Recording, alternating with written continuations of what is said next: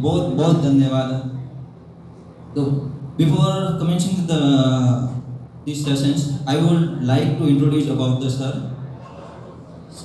Mukund sir एक IAS officer है जो अभी राइट नाउ मुंबई पोस्टेड है। तो ये सेबी के अंदर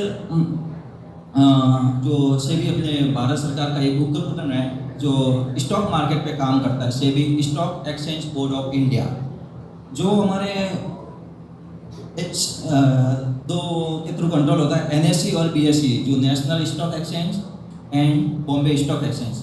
ये है जिसके थ्रू अपना इंडिया का जो ऑनलाइन ट्रेडिंग होता है वो दो पूरा कंट्रोल करते हैं। तो अभी भारत सरकार द्वारा ऐसे स्कीम्स निकाले जाती है कि जो पब्लिक सेक्टर से जो इन्वेस्टमेंट जो ऑनलाइन ट्रेडिंग्स हो रही है, जो एज कंपेयर टू जो अदर कंट्री है, जो डेवलपमेंट कंट्री है, उसमें क्या होता है कि विश्व में ऐसा हो रहा है कि जो पब्लिक है वो जो ऑनलाइन ट्रेडिंग है उसकी तरफ बहुत ज़्यादा पार्टिसिपेशन करती है।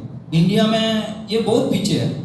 मेन रीजन ये है कि जो शेयर मार्केट अपन बोलते हैं नॉर्मली ना कि शेयर मार्केट होता क्या है।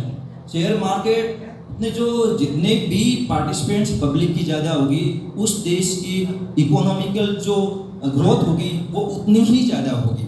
जितने भी डेवलप कंट्रीज है जैसे USA है, UK है, चाइना हो गए, इनकी अगर आप पब्लिक पार्टिसिपेशन आप देखोगे अगर इंटरनेशनल मार्केट में कि वहाँ के लगभग 100 में से मोर देन 30-40% पीपल जो स्टॉक एक्सचेंज होते हैं उसमें उनके थ्रू अर्निंग या उसको प्रोफेशनल के तौर पे काम करते हैं, उनसे अपनी साइड इनकम के तौर पे भी काम करते हैं।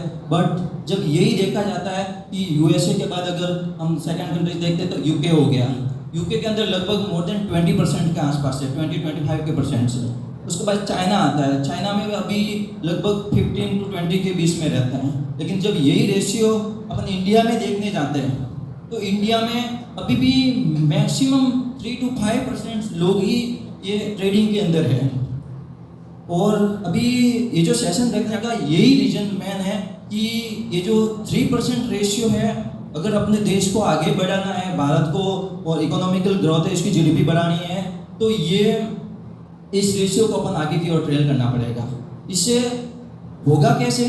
क्योंकि लोगों को इस सेशन के बारे में पता ही नहीं। यहाँ के हम लोग सोचते हैं कि शेयर मार्केट एक टाइप का जुआ होता है। भारत सरकार खुद इस चीज़ को प्रमोट कर रही है कि नंबर ऑफ पीपल्स जो जितना ज़्यादा इसके अंदर अपनी पार्टिसिपेशन रहेगा, उसमें इन्वॉल्व होगा, इससे देश के अंदर ये एज परमानेंट जॉब के तौर पे भी काम कर सकते हैं। ये प्रॉपर ये बिजनेस भी है, आप पार्ट टाइम बिजनेस के तौर पे भी यूज़ कर सकते हो, जो एक अच्छा साइड इनकम या आप उसका प्रोफेशनल आप बिजनेस अपना जॉब ले सकते हो इस तरह। तो ये चीज़ें इस सेशन के माध्यम में आपको बताएंगे कि कैसे आप ट्रेडिंग करके आप अपनी इनकम बना सकते हैं, ये आप प्रोफेशनल उसमें काम कर सकते हो।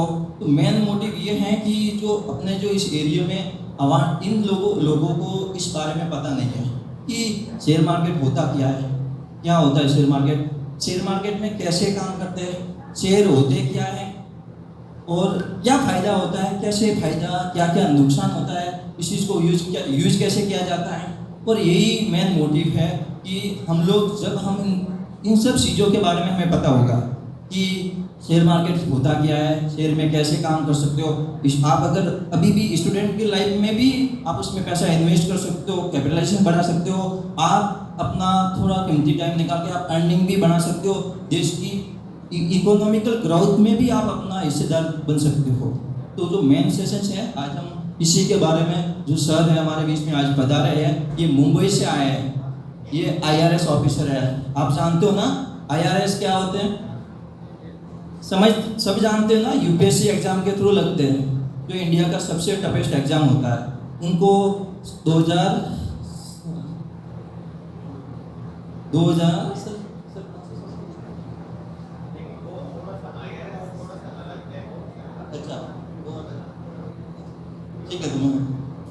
ठीक है।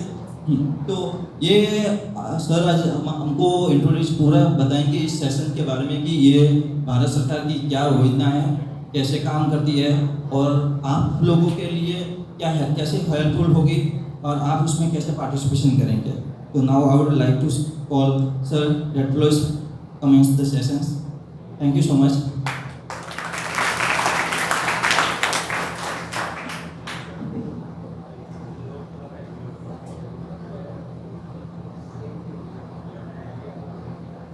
हेलो एवरीवन, आवाज़ आ रही है पीछे तक?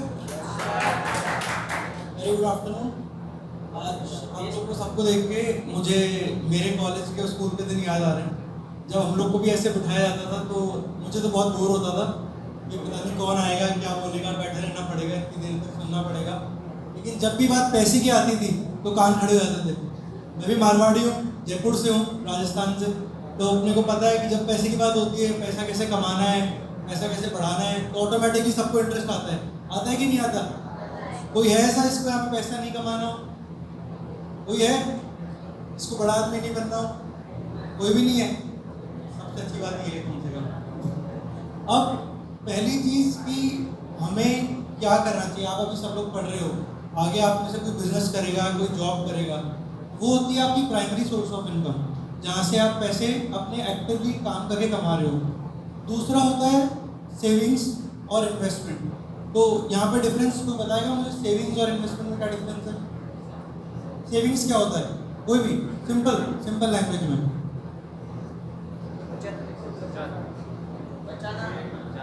पैसे बचाना।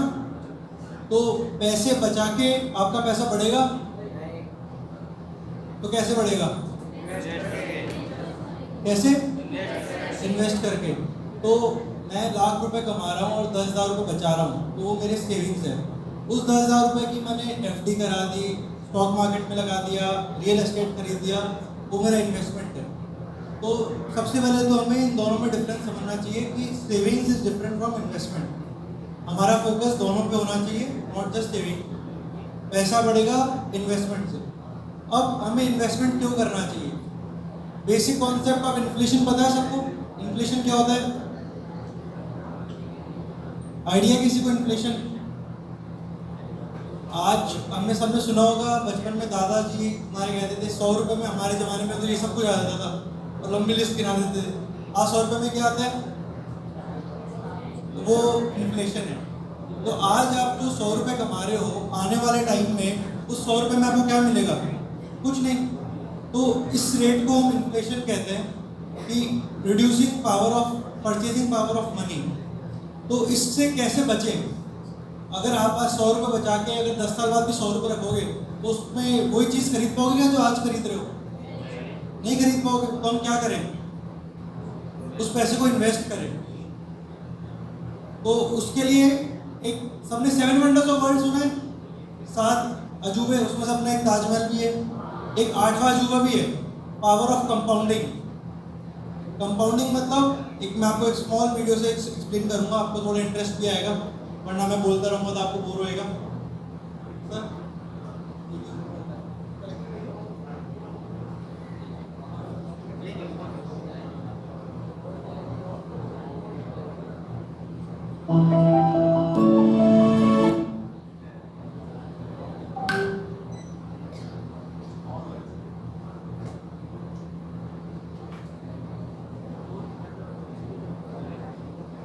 पावर ऑफ कंपाउंडिंग अभी आप देखोगे वीडियो के अंदर, इसमें समझाया है कि एक होता है हम सिंपल इंटरेस्ट रेट पे पैसा जमा करते हैं। सिंपल इंटरेस्ट कंपाउंडिंग रेट पता है सबको अलग अलग?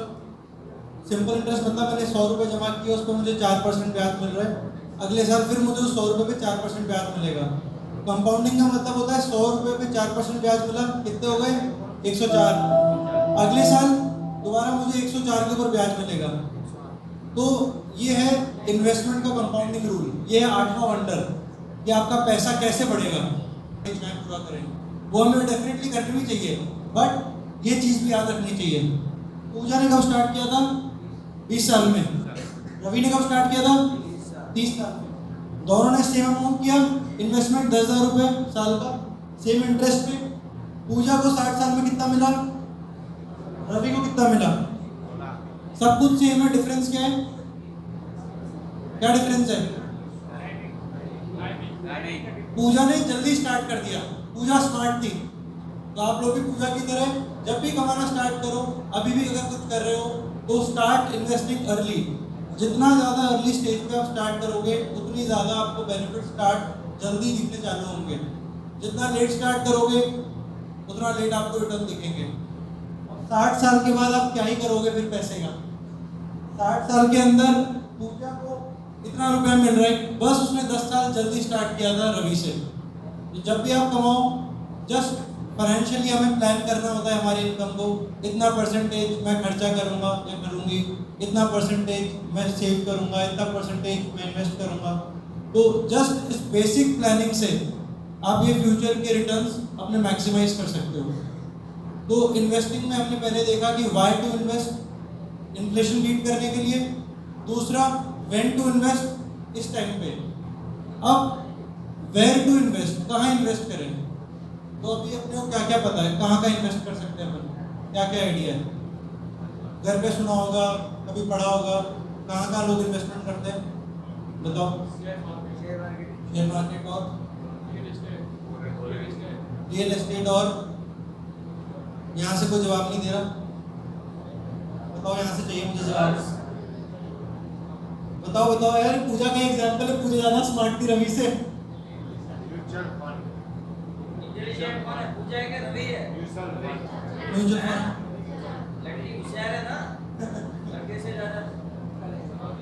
रियल एस्टेट हो गया, इक्विटी शेयर्स हो गया, ठीक है, वो ट्रेडिंग हो गए। इन्वेस्टमेंट में और क्या है आपके पास? गोल्ड हो गया। गोल्ड कैसे भूल रहे हो यार? ये सारे इन्वेस्टमेंट के एवेन्यूज हैं। तो इसमें हमें सारा पैसा कभी भी एक जगह नहीं डालना चाहिए।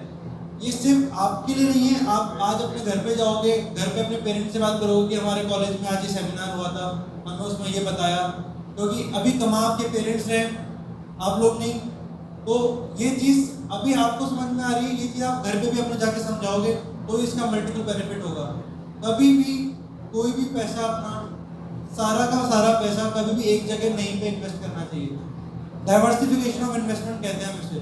कुछ पैसा गोल्ड में, कुछ पैसा शेयर मार्केट में, कुछ पैसा रियल एस्टेट में। तो ये डिफरेंट एवेन्यूज है इन्वेस्टमेंट के, ठीक है। नाउ ये थे सारे डूज। हम कब क्यों करना चाहिए, कब करना चाहिए और कहाँ करना चाहिए। चौथा क्वेश्चन क्या है, कैसे। अब हमें शेयर मार्केट के अंदर इन्वेस्ट करना है, क्योंकि वर्ल्ड इन्वेस्टर वीक चल रहा है हमारा। तो मैं स्टॉक मार्केट की बेसिकली बात करूँगा कि हमें वहाँ पे कैसे इन्वेस्ट करना चाहिए, और अगर वहाँ कर रहे हैं तो क्या क्या चीज़ें ध्यान में रखनी चाहिए, किन किन चीज़ों से बचना चाहिए। तो शेयर मार्केट में इन्वेस्ट करने के डिफरेंट तरीके हैं। हम प्राइमरली इक्विटी की बात कर रहे हैं अभी, ठीक है। तो म्यूचुअल फंड, जो भी बिगनर्स हैं, अभी आप सब बिगनर्स होंगे, कोई भी है जो यहाँ प्रोफेशनल है, इसको सब कुछ पता है शेयर मार्केट के बारे में, सारा नॉलेज है, कोई है? सब बिगनर्स हैं। तो एक तरीका होता है आप कंपनी के डायरेक्ट शेयर खरीदो। दूसरा तरीका है कि आप म्यूचुअल फंड्स के थ्रू जाओ। अभी म्यूचुअल फंड क्या होता है? म्यूचुअल फंड एक तरीके का ऑर्गेनाइजेशन स्ट्रक्चर है जहाँ पे जो प्रोफेशनल्स हैं वो आपके पैसे को मैनेज करते हैं और डिफरेंट एसेट्स में इन्वेस्ट करते हैं। तो एज एन बिगिनर आपको हमेशा म्यूचुअल फंड्स के थ्रू स्टार्ट करना चाहिए, जिससे आपको आइडिया लगता है कि कहाँ पे इन्वेस्ट कर रहे हैं। और आप खुद इन्वेस्ट करोगे तो किसी ना किसी के इन्फ्लुएंस में आके करोगे, इंटरनेट पे, यूट्यूब पे, कहीं से भी। म्यूचुअल फंड्स वाले इन्फॉर्म डिसीजन लेते हैं। तो कभी भी आप इनिशियली स्टार्ट करो, ऑलवेज एज बिगनर्स आपको म्यूचुअल फंड से स्टार्ट करना चाहिए। सेकेंडली, आपके पास खुद का जॉब है, बिजनेस है, आपको बिल्कुल टाइम नहीं मिलता कुछ भी देखने का, आपको म्यूचुअल फंड भी ज़्यादा, बहुत सारे म्यूचुअल फंड समझ नहीं आ रहा कौन से फंड में लगाएं। तो दो चीज़ होती है, एक होता है इक्विटी शेयर्स और एक होता है इंडेक्स। किसी ने सेंसेक्स का नाम सुना है, निफ्टी का नाम सुना है? सुना है? ये क्या होता है? सेंसेक्स, निफ्टी एक तरीके के इंडेक्स हैं जहाँ पे जितने भी शेयर्स हैं इंडिया में लिस्टेड, उनके टॉप 50 शेयर्स, टॉप 25 शेयर्स, उनका इंडेक्स एक ग्रुप बनता है और उसके बेस पे अपनी इकोनॉमी को बाहर की दुनिया जज करती है। अगर आपको कुछ भी समझ नहीं आ रहा तो आप इंडेक्स फंड में पैसा डाल दें, क्योंकि ओवर द पीरियड आप जब देखोगे तो बिना दिमाग लगाए over the period long term में आपको इंडेक्स फंड से एवरेज में 10 to 12% रिटर्न मिलेंगे। और यही आप किसी के इन्फ्लुएंस में आके कोई शेयर खरीद लिया, कोई स्टॉक टिप मिली, यहाँ से सुना, वहाँ पैसा गया आपका, उसका क्या है कुछ पता नहीं है। बट सेंसेक्स, इंडेक्स, निफ्टी, ये जो है ये ऑलवेज म्यूचुअल फंड्स, ये किसी भी बिगनर इन्वेस्टर के ये हेल्प है। आपको कुछ समझ नहीं आ रहा पैसा का इन्वेस्ट करना है, रियल एस्टेट खरीदते हैं, रियल एस्टेट में बहुत सारा पैसा चाहिए इनिशियली, लेकिन इसमें ज़्यादा पैसा नहीं चाहिए। आप आज के टाइम पे 500 रुपये से भी अपनी सिस्टमैटिक इन्वेस्टमेंट प्लान स्टार्ट कर सकते हैं। तो जैसे हमारी हैबिट है ना सुबह उठ के ब्रश करना, नहाना, फिर कॉलेज आना, वैसे ही इन्वेस्टिंग भी make this as a habit कि आप जो भी पैसा कमाएं आगे या अभी भी जो कमा रहे हैं उसका कुछ पोर्शन, कुछ परसेंटेज आपको इन्वेस्ट करना है। तो जब ज़्यादा पैसा होगा तो बड़ी एसेट्स में करेंगे, अभी कम पैसा है तो जो बेस्ट पॉसिबल सिनेरियोज हैं, जो बेस्ट पॉसिबल एवेन्यूज हैं वहाँ पे इन्वेस्ट करेंगे। बट ये सब हमें कब क्यों इन्वेस्ट करना चाहिए, कब करना चाहिए, कैसे करना चाहिए, ये सब हमने डिस्कस कर लिया। ये डूज है, हर चीज़ के डूज एंड डोंट्स होते हैं कि मम्मी पापा हमें बताते हैं ना घर में कि ये करना चाहिए और ये नहीं करना चाहिए। तो अभी हमने किया कि हमें क्या क्या करना चाहिए, इन्वेस्ट करना चाहिए, पेशेंट को समझना चाहिए, सारी चीज़ें। दूसरी चीज़ है हमें क्या क्या नहीं करना चाहिए। अब आप बड़े होगे, कमाओगे, जॉब करोगे, आप और नए लोगों से मिलोगे, अभी भी आपके पास हाथ में इंटरनेट है, तो आप दुनिया में हर चीज़ का आपको पता है कहाँ पे क्या चल रहा है। सब यूट्यूब, कौन कौन को यूट्यूब देखता है, सब चलाते हैं यूट्यूब। ऐसा कोई है जिसको यूट्यूब का नहीं पता हो?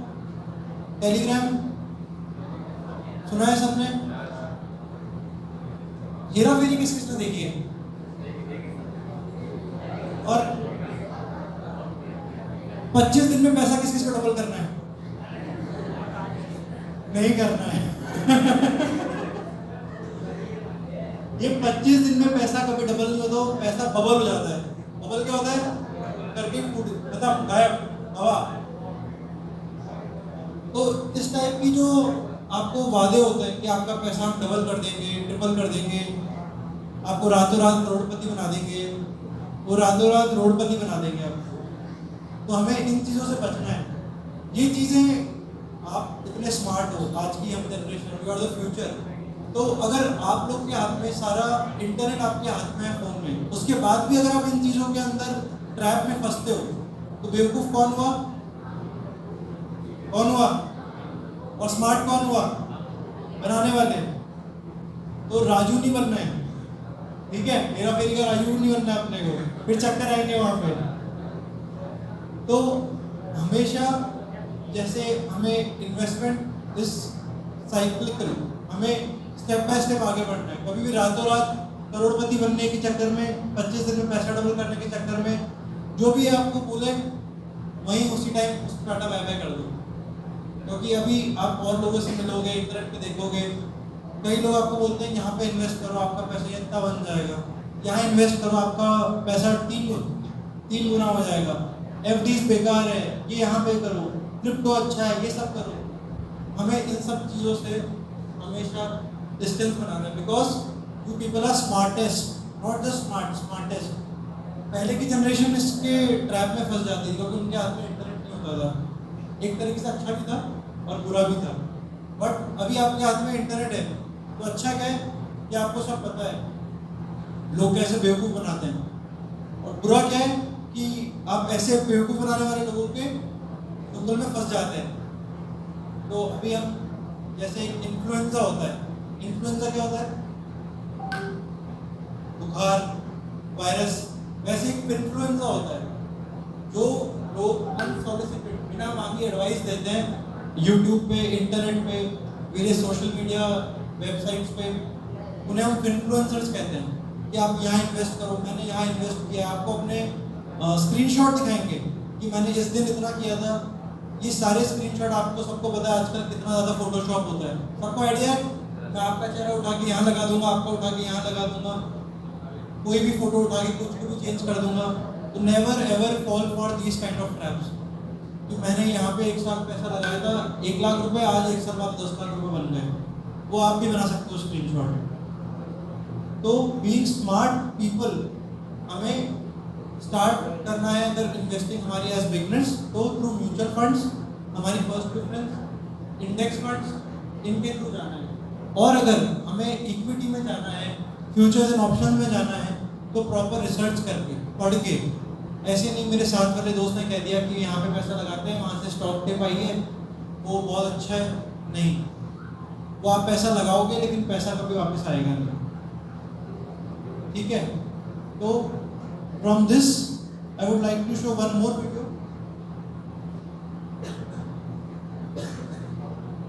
Hence, the sooner you save, the faster your money grows due to the power of compounding. What is this multi-bagger stock? Multi-bagger stock, वो वो आ रहा है। फिल्म है जिसे पहले तो कोई भाव नहीं देता, but eventually it will break. अब टेलीग्राम हम यूज़ करते हैं, ऑनलाइन देखते हैं, किसी ने अगर कभी देखा हो तो आता है ऐसे रॉकेट बने हुए आते हैं स्टॉक पे, ये etcetera etcetera XYZ stock rocket हो गया, आग बना के बेचते हैं। मल्टी बैगर स्टॉक्स कहते हैं। Multi bagger as in, multi bagger का मतलब होता है कि आपने उसमें 100 रुपये लगाया, आपके 100 रुपये के 1000 रुपये हो गए बहुत जल्दी, फटाफट, फास्ट मनी।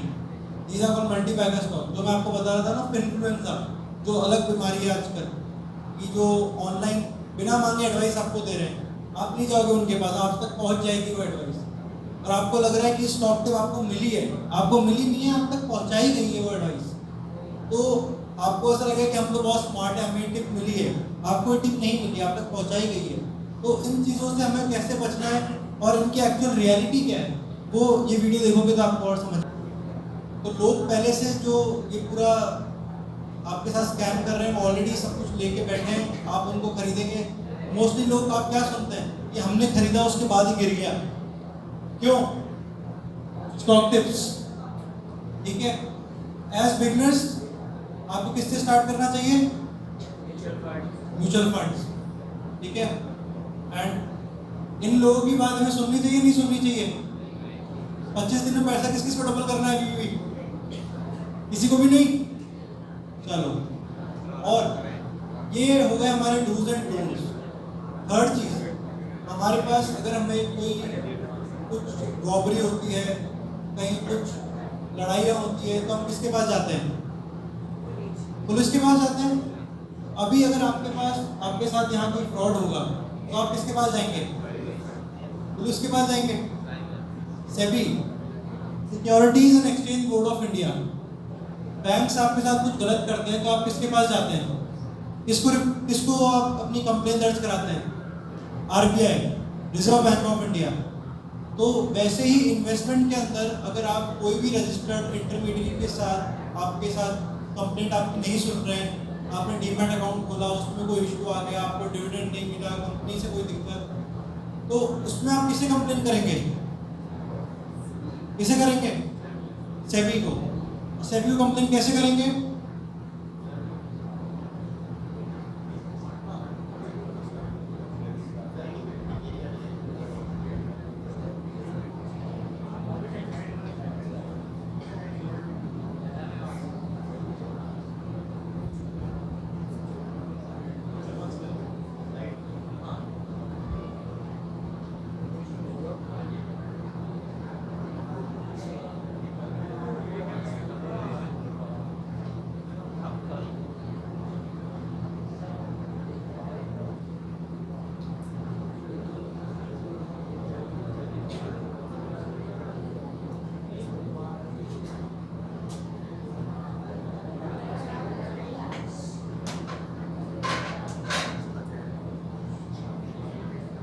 एक और चीज, कभी भी आप किसी के भी थ्रू इन्वेस्ट करें, कि आप किसी ब्रोकर के थ्रू इन्वेस्ट कर रहे हैं, कोई और पर्सन जिसने आपको बोला कि मैं तेरा पैसा लगा दूंगा, वहाँ पे इन्वेस्ट कर दूंगा, तू टेंशन मत ले, मैं इन्वेस्ट कर दूंगा, मुझे बस अपना पैसा दे, तो पहले आप ये देखें कि वो सेबी रजिस्टर्ड है कि नहीं।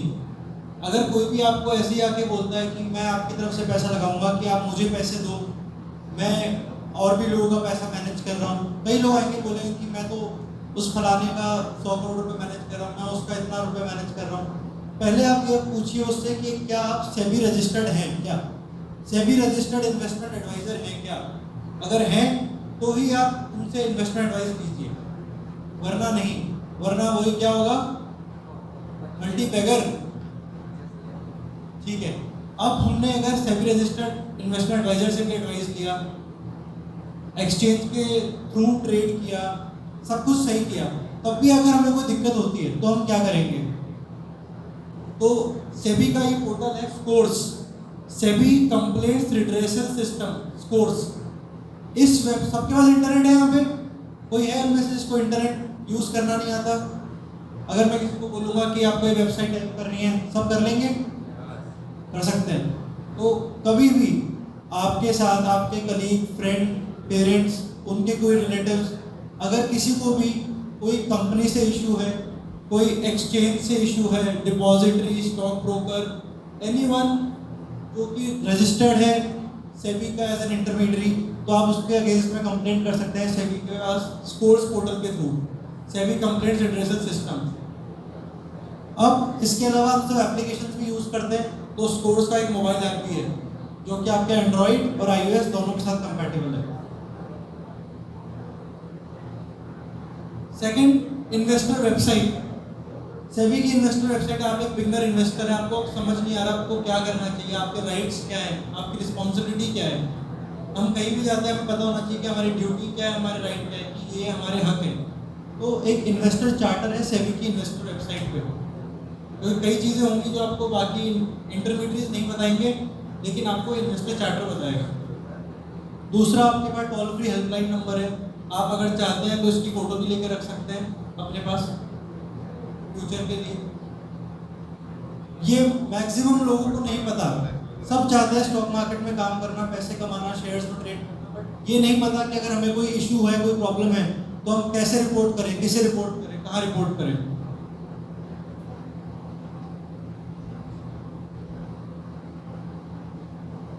ये जो मैं मोबाइल ऐप और वेबसाइट का बता रहा हूँ, इन्वेस्टर और सारथी ऐप, दिस स्कोर्स पोर्टल मैंने आपको बता ही दिया है।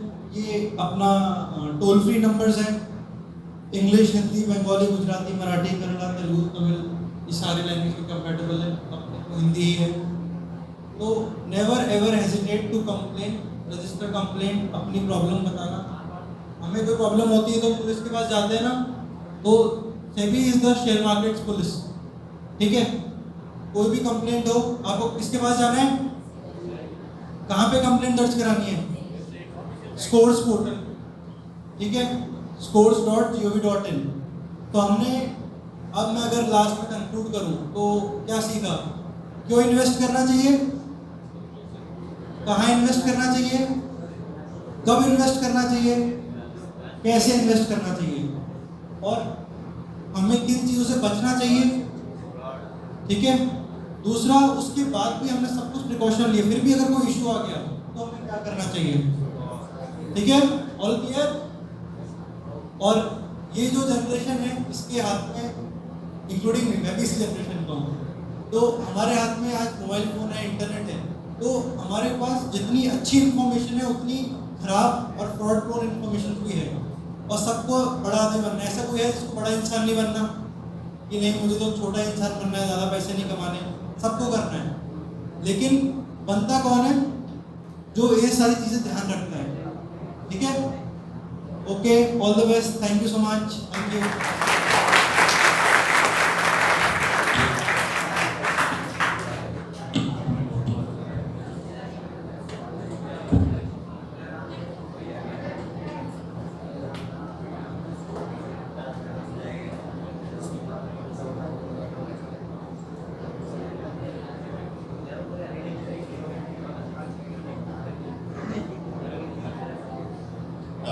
नमस्कार आप सबको। सर ने भी बहुत अच्छे तरीके से बताया। सर पहले एक बात बता दूं, सेबी जो है एक गवर्नमेंट ऑर्गेनाइजेशन है, और ये गवर्नमेंट, जैसे आरबीआई होता है, आरबीआई क्या करता है, वो रेगुलेटर है बैंक चलाने के। आईआरडीए कौन होता है, जो इंश्योरेंस कंपनीज के लिए रेगुलेशंस पास करता है, वो है आईआरडीए। वैसे शेयर मार्केट के लिए म्यूचुअल फंड्स के लिए जो रेगुलेटर है वो है सेबी। सर सेबी से हैं और उन्होंने बहुत अच्छे तरीके से आपको बताया कि क्यों निवेश करना चाहिए, कैसे निवेश करना चाहिए। मैं बॉम्बे स्टॉक एक्सचेंज से हूँ। ये बॉम्बे स्टॉक एक्सचेंज की बिल्डिंग आपने कई बारी टीवी पे देखी होगी, ये वाली बिल्डिंग अक्सर आती रहती है, न्यूज़ में आती रहती है। तो कभी आपने सोचा है कि ये कितनी पुरानी है? कितनी पुरानी है कभी सोच सकते हैं? ये तकरीबन 150 साल, अगले साल हम 150 साल कंप्लीट कर लेंगे। तो हमारा इंस्टीट्यूट जो इंडिया के अंदर स्टॉक मार्केट है, कोई नई चीज़ नहीं है, ये 150 साल से यहाँ पे काम कर रही है और इसके अंदर बहुत सारे लोगों ने पैसे बनाए भी हैं और बहुत सारे लोगों ने पैसे गवाए भी हैं। ठीक है, तो आपने किस तरफ होना है वो आपकी मर्जी है। आप उनमें से हैं जो पैसे कमाना चाहते हैं या गंवाना चाहते हैं, वो दोनों चीज़ें आपके हाथ में। बट एक चीज़ का ध्यान रखना पड़ेगा कि हर किसी को सीधी सिंपल सी भाषा में अगर बात करूँ तो हर किसी को ज़िंदगी में अमीर बनना, पैसे कमाने हैं ना। कोई है जो कहता है कि भाई मेरे को पैसे कमाने का शौक नहीं है, हाथ खड़ा कर, कोई नहीं है। मैं आज इतनी दूर मैं दिल्ली से यहाँ से आया हूँ इतनी दूर, वो भी इसलिए कि चलो कंपनी के अंदर मेरा तुम लोगों को पता चलेगा लड़का काम कर रहे हैं, कल मुझे प्रमोशन वगैरह भी देंगे तो मेरे के लिए भी अच्छा हो जाएगा। हर कोई जो घर से निकलता पैसे कमाने के लिए काम करता है। नेक्स्ट मोटा हम सबको यही करना चाहते हैं, हर किसी के दिलों दिमाग में यही है, हमारे पास घर हो जाए, गाड़ी हो जाए, प्रोफेशनली थोड़े से सेट होके हो जाए। फिर 98% लोगों की यहाँ पे शादियाँ हो जाएंगी, ठीक है ना। 2% लोग वो लकी हैं जो सारी जिंदगी मजे से घूमेंगे, 2% लोग ऐसे हो सकते हैं, बाकी तो सबकी होगी, शादियाँ हो जाएगी, बच्चे हो जाएंगे। ऑल ऑफ अ सडन आपका ध्यान अपने ऊपर खर्चा करने के बजाय बच्चों की पढ़ाई के ऊपर, बच्चों के ऊपर चला जाता है, ठीक है। और वो यहाँ से इन सारी चीज़ों के लिए क्या चाहिए होता है? पैसे चाहिए। मगर आप लोग को एक चीज़ मैं आप लोग के लिए एक्स्ट्रा बताना चाहता हूँ। देखिए, जो भी कोई इस कमरे में 35 साल से कम की उम्र में है, वो एक चीज़ समझ लो कि रिटायरमेंट प्लानिंग करनी आप लोगों के लिए बहुत जरूरी है।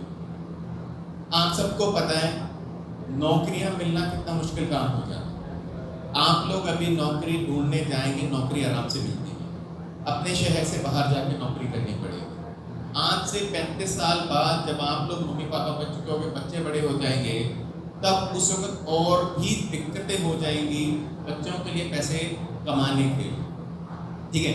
मेरे को पता है अभी इस वक्त बहुत फनी सी लगती है बात, हम यहाँ खुद बच्चे हैं, हम अपने बच्चों की बातें करते हैं, लेकिन ये फैक्ट है। अगर आप उस वक्त अपने आप को फाइनेंशियली स्टेबल नहीं कर पाओगे तो आप अपने बच्चों के लिए एक जिम्मेदारी बन जाओगे जिसके संभालना उनके लिए मुश्किल हो सकता है, क्योंकि जो इन्फ्लेशन है जिसकी वजह से महंगाई की दर जो है बहुत ज़्यादा बढ़ जाएगी, सब कुछ बहुत ज़्यादा महंगा हो जाएगा।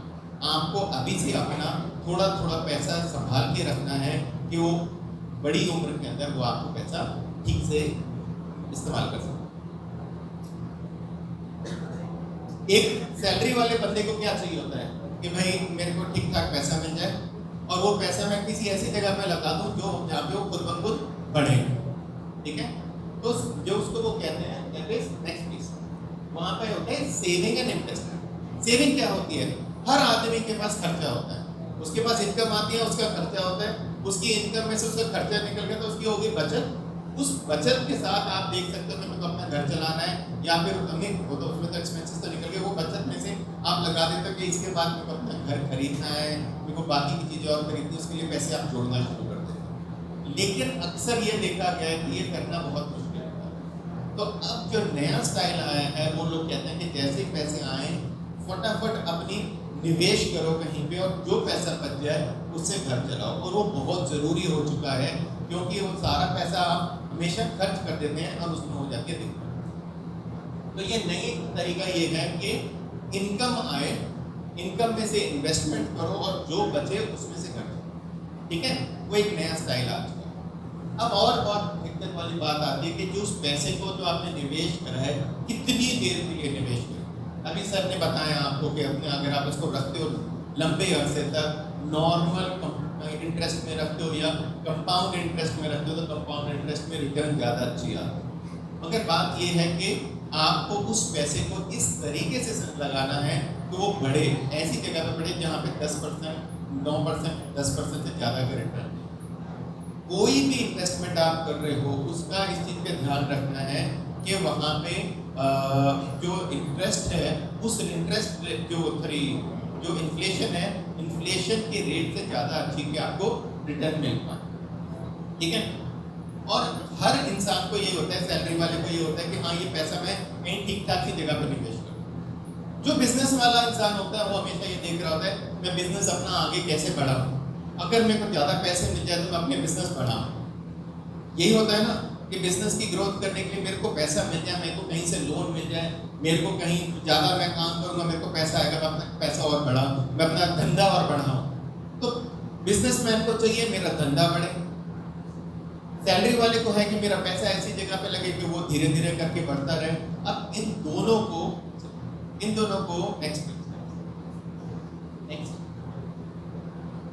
दोनों को कहाँ पे जोड़ा जा सकता है, वो है स्टॉक मार्केट। स्टॉक मार्केट पे क्यों जोड़ा जा सकता है वो देखिए, आगे चलिए बस। आपने मान लीजिए एक छोटी सी कंपनी, फैक्ट्री है, चलो हम यहाँ पे एक बिजनेस खोल, ठीक है। बिजनेस क्या है कि मेरे पास एक फैक्ट्री है जहाँ पे मैं बनाता हूँ, क्या बनाता हूँ, शर्ट बनाता हूँ, ठीक है। मैं शर्ट बनाता हूँ और वो शर्ट मेरी ठीक ठाक से बिक रही है और मैं पिछले 8-10 साल से काम कर रहा हूँ, ठीक है। 8-10 साल से काम करने के बाद मेरे पास तकरीबन मेरी फैक्ट्री चल रही है, धंधा काम से ठीक से चल रहा है, मेरे बैंक अकाउंट में 2 करोड़ रुपए। कितने पैसे हैं, सबको ध्यान आ रहा है, 2 करोड़।